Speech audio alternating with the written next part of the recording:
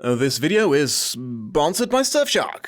Hello my beautiful watchers. Even though I am regretfully out of film adaptations of the Chronicles of Narnia to contrast and compare to the source material, you guys have shown sufficient interest in hearing my thoughts on later books in the series that Disney and Fox didn't get to for me to keep this Jesus Persona party bus going. Now I am very aware that what you're primarily interested in is seeing me flail around trying to make sense of the last battle and its batshit weird Susan excluding ending, but you're going to have to be patient, my hungry little bibliophiles. I'm going through these bad boys in publication order, so strap in for the silver chair.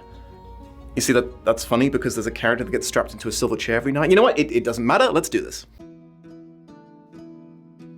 Published in 1953, The Silver Chair by C.S. Lewis is the fourth Narnia book in written order, though it's listed as volume 6 these days due to the later addition of 2 prequels. Nobody seems to want to admit this in literary circles, so I guess it's up to me to serve up these harsh browns. Lewis kind of peaked at The Lion, the Witch and the Wardrobe, and all subsequent sequels were increasingly weird, meandering, and less satisfying to read.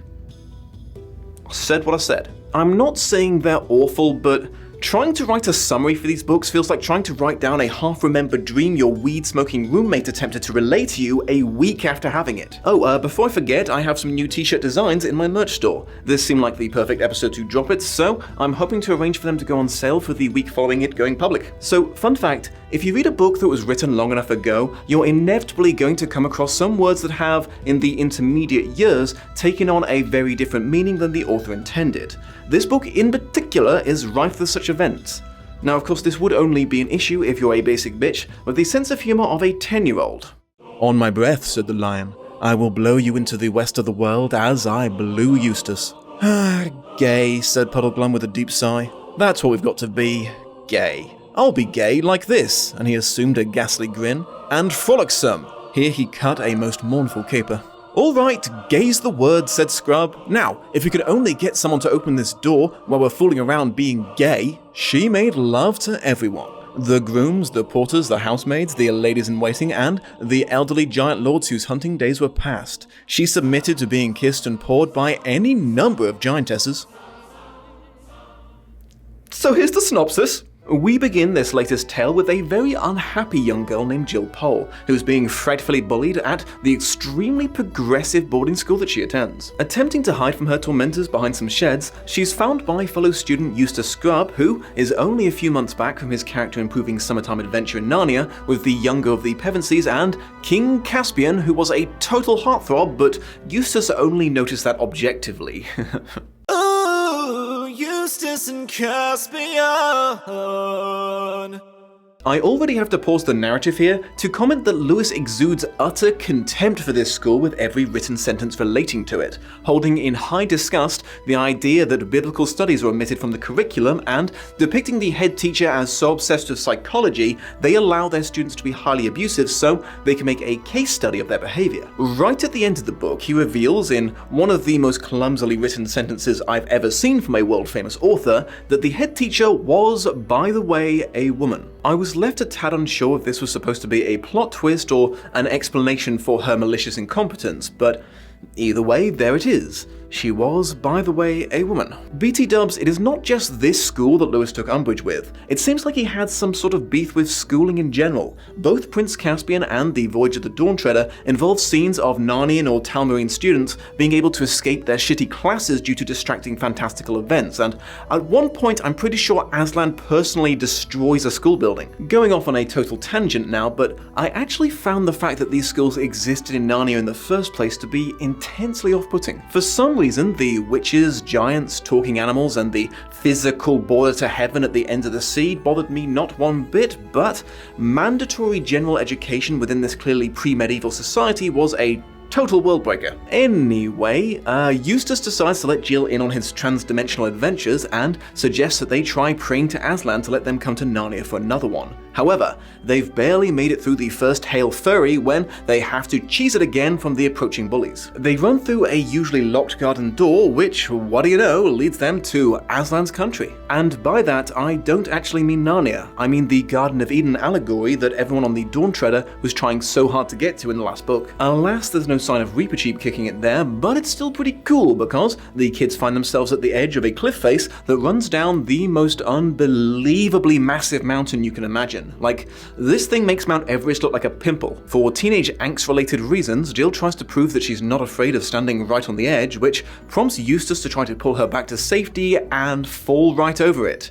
Bet he wishes he didn't give up those dragon wings now, eh? His horrible death, which presumably would have occurred several hours later when he finally reached the ground, is forestalled by Aslan, who turns up to blow a wind so mighty it sends the lad flying over the horizon instead. Will this wind be so mighty as to lay low the mountains of the earth? Can't hear a blind word you say. Mufasa then talks to Jill and is apparently in a bit of a mood. You look thirsty, my child. Come, approach and drink from the stream. Well, do you promise not to, eat me if I come closer? No. Well, shit. I'm not quite sure why Aslan felt the need to troll her like that, but it's usually safe to assume it's some sort of biblical reference whenever this big floof does anything. He then explains what the central plot of the book is going to be to her. As usual, way more time has passed in Narnia than on Earth, and in that time Caspian married Liliandil, the star's daughter, and they had had a bouncing baby boy called Rilian. Alas, a few years later, Liliandil was killed by a giant snake, and a sexy witch who was also probably the snake had bewitched and kidnapped the boy, disappearing to parts unknown. Over the next few decades, all the best heroes of Narnia had gone on epic quests to find him, but not a one had returned, so Caspian eventually forbade anyone else from doing so to avoid Narnia wiping itself out trying. Now that Caspian is so crazy old he's on death's door, Aslan has finally decided to help and enact his problem-solving technique of dragging some miners into his world to send into mortal peril to resolve the things that he could effortlessly fix himself but chooses not to.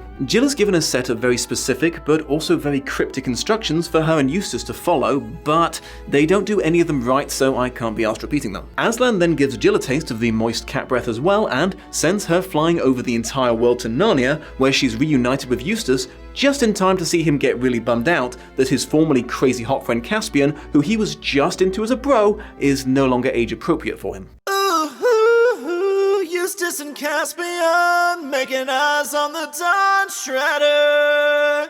They just miss talking to him before he goes off on a farewell tour on a fancy galley, but they do get to speak to an equally old Trumpkin and get the rest of the goss about Narnia and the missing prince. You guys realize what this means, right? By giving up before getting to this book, Fox robbed us of seeing Ben Barnes and Peter Dinklage in old man makeup acting like they're senile.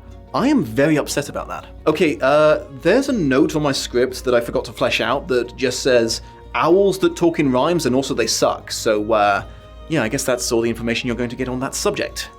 I'm a professional. The kids are then teamed up with a marsh wiggle named Puddleglum. I promise I am not having a stroke, that is indeed what they're called. Marsh wiggles are frog-like humanoids with webbed hands and feet who all suffer from what appears to be acute clinical depression that leads to a perpetual air of gloom and pessimism. Puddleglum is supposedly one of the more cheerful of their species, but still comes off like Eeyore on a bad day. He leads them to the realm of giants, briefly mentioned in Dawn Treader when King Caspian humble-bragged that he had subjugated the hell out of them after a border dispute. Woo! Colonialism. On the road, they meet a fair lady riding with a silent knight in plate mail armor, who mentions that she knows a group of friendly giants nearby who would put them up for a few nights in their castle if they tell them that she sent them there to be a part of their feast. Despite Puddleglum suggesting that this was sus as fuck, they decide to go along with the plan, and shockingly, it turns out to be a trap and they'd been sent there to be the feast. One of their first hints was when they overheard the giants joking about the deer they were eating having begged for its life and realized that they weren't chowing down on the devolved animals that had popped up in between books 1 and 2, but one of these sapient talking fellas, which sends Puddleglum into a horrified crisis. They then find a To Serve Man book in the kitchen, which seals the deal. It's a cookbook! They pretend to be oblivious, happy-go-lucky victims for a bit until the giants let their guard down and then cheese it out of the castle. During their escape, they crawl into a cave that's too small for the giants, but unfortunately lacking a floor, so they painfully surf down a rock slide until they are miles underground. But it's quickly revealed to not be unfortunate after all, as it's exactly where they were supposed to go. They find themselves in a cavern, surrounded by a small army of underground dwelling Earthmen of all shapes and sizes, who seem as miserable as Puddleglum. They place them under arrest in the name of their sexy ruler, big surprise, it's the lady who tried to feed them to giants, and take them on a long boat ride across an underground sea until they reach her kingdom. She's not at home right at that moment, but her knight is, who, de-armored, turns out to be a bombastic, handsome young man who cheerfully explains to them that the lady is having the Earthmen dig a tunnel to some far-off land in preparation for him to lead a surprise invasion there. He's been fanatically devoted to her ever since she found him as a child wandering around with amnesia and became his guardian. She's even promised to marry him once he's the king of the Overlands. Nothing like a nice spot of grooming in your book intended for young children. He then mentions that once a night he has to be strapped into a big silver chair because for about an hour he falls into a murderous violent madness, starts ranting and raving, then turns into a giant snake for a bit. As you do. He warns them that while he's going through this, he becomes super conniving and manipulative, but under no circumstances should they listen to him or untie him because he would immediately kill all of them. However, once he's settled on his blinged out seating apparatus, the fit of madness he describes seems more like a moment of clarity, and he explains that he's held under a dark enchantment for most of the day and only gets this 1 hour as himself as it recharges, and he would really like for them to let him go please so he can escape. It's very convincing, which is quite stressful for the party. Please, good people, have mercy on me. I can't live like this anymore. I'm a prisoner in my own body. No, you fools! The moment you loosen my bonds, I'll spring at you with my sword and render you into messy pieces. Stay back for your own sakes. No, seriously, you must let me go. It would be inhumane to leave me like this. You'd be condemning me to a living hell, I beseech you. Are you mad? Think of the senseless violence you would unleash. Leave me here as you promised, or the consequences will be dire. Oh, come on, guys, you can't be this heartless. Well, shit. Fortunately, he eventually invokes the name of Aslan, which is the magic word for all true believers, so they cut him loose and he keeps his promise not to kill them, instead grabbing his sword and slicing the silver chair to bits. At that moment, the lady returns and, seeing that her thrall is loose, attempts to lull all 4 of them under her spell by throwing some powder on the fire that gets them all high as fuck and hypnotizing them by speaking softly while strumming on a harp. I feel like this situation could have been easily avoided by not letting her do these things, but I guess they thought that would be rude. Anyway, they try to fight the enchantment, but it slowly starts to take hold of their minds until Puddleglum saves the day by sticking his feet in the fire, extinguishing the noxious flames, and snapping them out of it with the smell of burnt feet. Enraged at being foiled, the lady pulls the rather predictable move of turning into a snake and tries to kill Rillian, but with the others' help, the prince decapitates her. They look out of the window and see that the underwater sea level is rapidly rising and the Earthmen are running around in a blind panic. Apparently, either the Snake Lady's power was holding back the water until now, or she had a magical kill switch installed to screw everyone over if she died. They emotionally and physically prepare themselves to make a last stand against insurmountable numbers of enemies, but it turns out all of the Earthmen were enchanted too and are super happy the spiteful Muppet had lost her scaly head. Interestingly, it turns out they're not locals here. They're originally from Bism, an underground realm way deeper than this one. In fact, they consider this miles-deep underworld to be basically the surface. Amusingly, they are quite patriotic about Bism, so much so they actually feel bad for the surface dwellers who have to scratch meager lives up on the outer shell without their talking protective magma and infinite supply of massive diamonds. Even as they're gushing about it, an unbelievably massive chasm in the earth widens dramatically and the living lava of Bism starts calling its people home. The Earthmen offer to give Rillian a tour, but the gap starts closing again really fast, which puts that temptation to rest. Once all the underground people are even more underground, the 4 weirdo surface dwellers start making their way up the invasion tunnel and come out, in yet another shocking plot twist, in Narnia. There's a fake out in which Lewis tries to make you think they're being attacked, but it turns out to be a group of dwarfs having a whimsical snowball fight. After telling the Narnians about their adventures, they all agree the moral of the story is evil witches are just bad news, though it's worded in a way that somehow makes it sound kind of racist. The next day, they awaken to find that Rillian has gone on ahead to see his daddy, so the kids say a heartfelt farewell to Puddleglum before going to ride on a pair of centaurs after him. BT dubs, props to Puddleglum for the confidence goals. Yeah boy, you feel your oats, you sexy frog dude. The kids arrive at Cair Paravel just in time to see father and son reunited seconds before Caspian dies of old age. I'm not exaggerating. I'm home, father! Oh, hooray!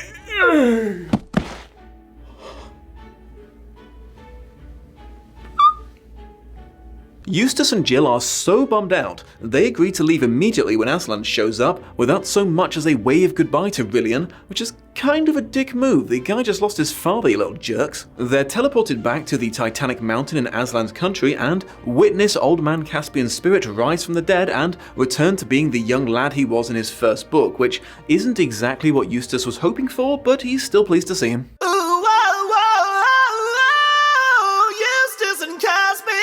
Don't judge me for this ship, I didn't ask your opinion.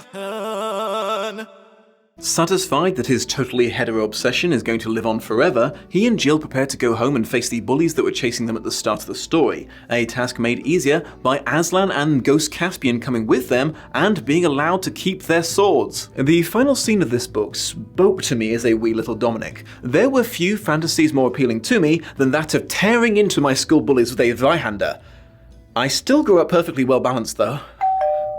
Just before we slide into the conclusion, a quick word about this episode's sponsor. Okay, being 100% real with you guys here, if you're spending significant time on the internet in the year of our Lord 2021, you really should be using a good VPN. I myself have been relying on Surfshark for a number of years now to keep my personal information and privacy secure. What it does is encrypt all of the incoming and outgoing information while you surf the web, routing it through one of their many servers located all over the world to keep your activity and data from being monitored by the disturbing amount of people who want to collect it for their own ends. A pretty freaking sweet bonus to using these servers is they trick any website you visit into thinking your computer is located wherever they are, which allows you to circumvent the ridiculous geo-blocking restrictions on streaming services and open up a whole wealth of new content without having to pay for multiple platforms. A single Surfshark subscription allows you to install and run the program on an unlimited number of devices at the same time. It comes with a 30-day money-back guarantee, and for a limited time you can get 83% off a 2-year plan plus 3 extra months for free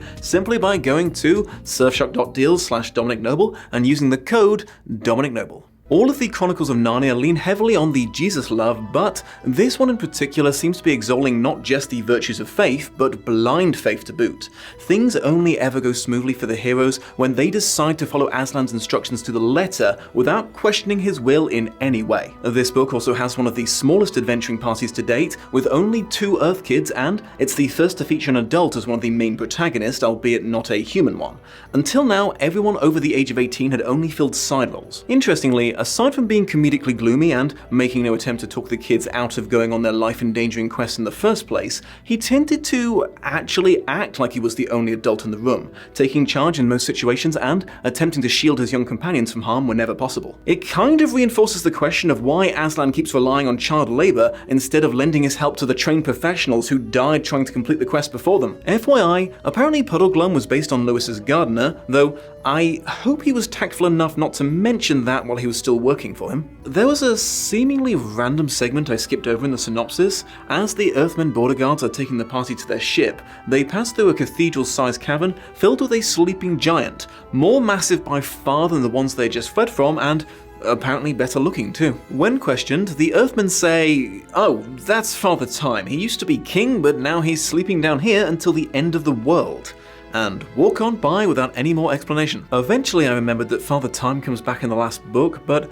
I don't think he gets any more explanation there either. I'm left wondering if this is another allegory I'm missing due to my lack of knowledge of Christian mythology, or just weirdly integrated world building. Despite the shade I've thrown on Lewis in this review, I have to admit, it's been a long time since I've read a book this good at conveying such an incredible sense of scale. There's no real-world equivalent I can draw on to help imagine just how big Aslan's mountain and the chasm that leads down to Bism are, but gods damn, he made me see them so clearly it almost set off my vertigo. All in all, this definitely isn't the strongest entry in the Chronicles of Narnia, but I would still have loved to have seen it adapted into a movie. Barnes could have played Rilian as well as Old Man Caspian, so it wouldn't have been a waste of his talents. Though I guess that's not the most creative fan cast, is it? I'll tell you what, let me know in the comments who you would have liked to have seen hired to play Prince Rilian. He's got to be a good actor, British or at least capable of doing a convincing accent, and look like Ben Barnes could be his daddy. He could certainly be mine. What? No one's that straight. Dominic and Caspian, that's right, he's stealing Eustace's boy. Right, I guess that about does it, my beautiful watchers. Like, share, comment, subscribe, follow, give me money and all that jazz, and I will see you next time. I don't wanna cause you any sorrow, and I don't wanna bring you despair.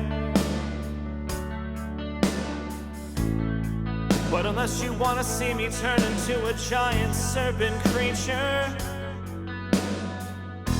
then do as I say. You're gonna have to keep me sitting in that silver chair. Every night I gotta strap myself into that silver chair. You don't wanna see what happens when I don't have my silver chair. And don't believe anything I say once I'm in the silver chair. Now that I say it out loud, there might be something weird about the silver chair. Much love and appreciation to my patrons of honor, Shelby Hote, Satel Spurtloff, and Kat Harker. Shout out to Ilnej for performing this awesome tune. Check out his channel for more parody and original songs, and a huge thank you to this video's co-producer, Kate Robinson. She does some really amazing work on her channel that I think you would really enjoy, so be sure to check that out too. I'm inhaling strands of fiber. I know. But you were noisy, and you know the punishment. It means, I get to utilize you for likes and shares. Hello, you desperate for attention kitty. Hello. So many kitties in this episode, huh?